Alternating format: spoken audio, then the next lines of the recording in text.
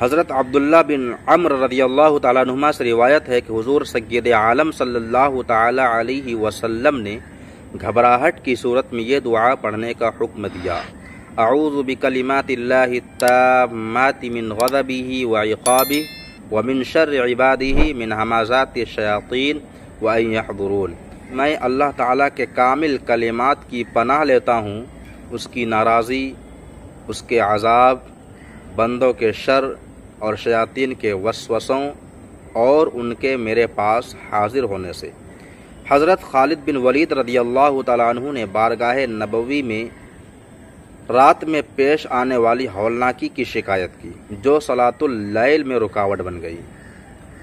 حضور صلی اللہ تعالی علیہ وسلم نے انہیں یہی دعا 3 مرتبہ پڑھنے کا حکم دیا۔ چند دنوں کے بعد بارگاہ نبوی میں حاضر ہو کر عرض کرنے لگے: ابھی میں نے یہ کلمات 3 بار مکمل بھی نہ کیے تھے کہ اللہ تعالیٰ نے میری پریشانی دور فرما دی۔ اب مجھے کوئی پرواہ نہیں، چاہے میں رات کے وقت شیر کی کچھار میں داخل ہو جاؤں۔